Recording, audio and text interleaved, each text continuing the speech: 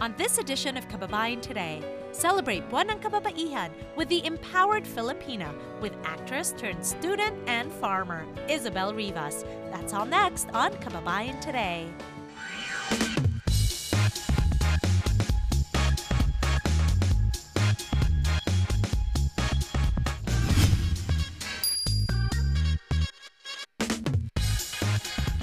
Magandang hapon po sa inyong lahat. Ako po si G. Tonji and welcome to Kababayan Today.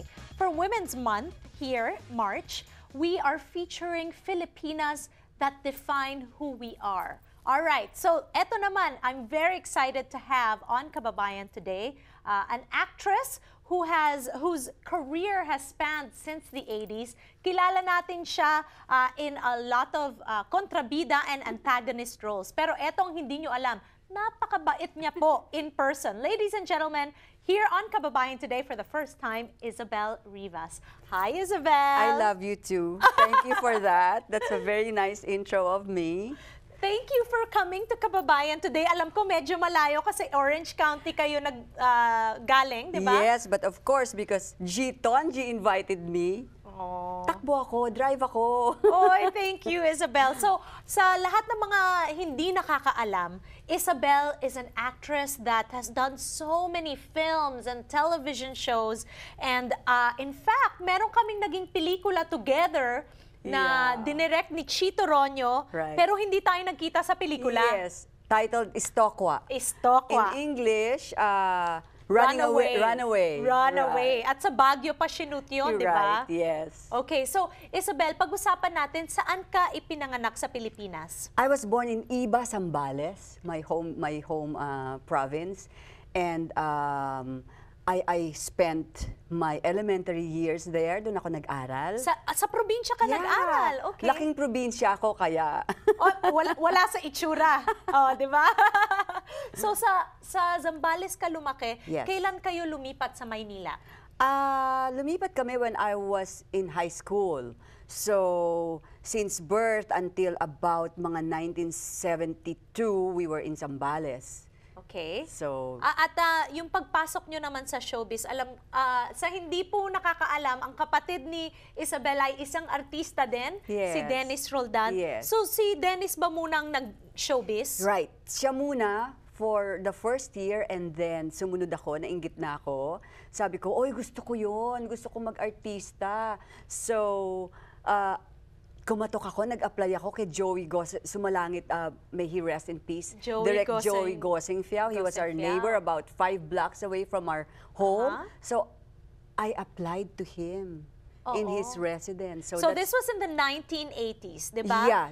This was in 1979. I see. Yeah. Okay, Kambal before. sa Uma, my first movie done by direct Joey Gosing Fiao was in 1979. Okay. So, nung una kang nag-artista, kabog talaga lahat sa beauty mo because you came out into the scene, di ba? Ganda-ganda mo, yung features mo. Not yet. It was, I think, in the 1980, a year after when I did the sequel of Ang Babaeng Pinakamagandang, Ang Pinakamagandang Babae sa Balat ng Lupa with Gloria Diaz, the Miss Universe, and of course, Elizabeth Oropesa. Oo. So, ang image mo noon bilang isang artista, ano na talaga? Wet look. Oo. Wet look I-explain girl. natin sa mga tao kung ano yung wet look kasi baka hindi naman nakakaalam lahat ng tao. Yeah, it's like a fad that was happening in the 80s na parang to show off a little bit of skin. Oo, pero hindi lahat. Pero hindi lahat. Diba? For the imagination. You're still wearing the white t-shirts and everything. Kaso lang, basa. Basa. You're wet. So, like there would be fight scenes of the two sisters, Gloria and Elizabeth, in a beach property, and then I would be syempre like parang inaawat ko sila. So lahat kami, tatlo kami basa. Ayun. And that was directed by Celso Ad Castillo. Celso Ad Castillo. Okay. Yung career mo bilang isang actress, napakadami na nang nagawa mo. Villa Quintana, all these films, di ba? Bilang pag-aartista, ano yung talagang nagustuhan mo sa showbiz?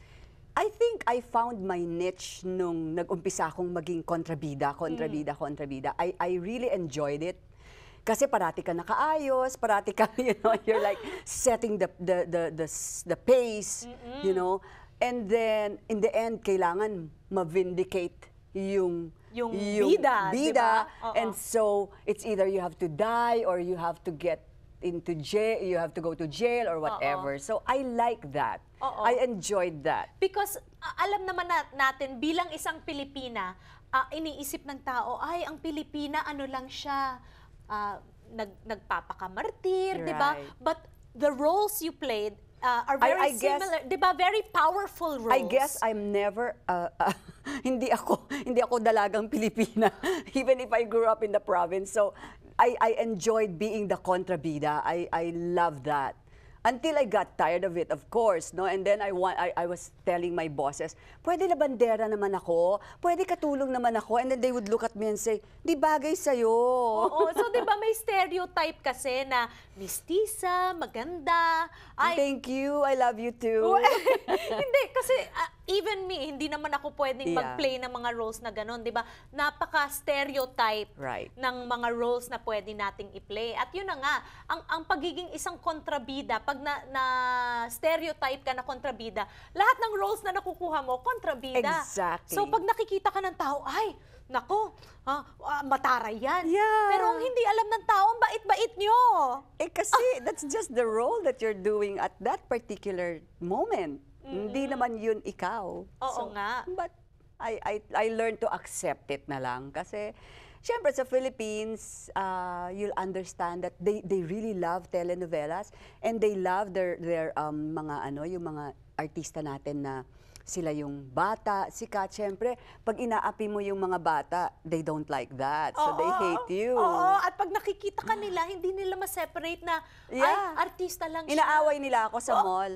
Ano sinasabi nila? Ay, nako, it's either if a verbal, iirapan ka, yung ganyan, talagang parang, my gosh, gusto mong matuna.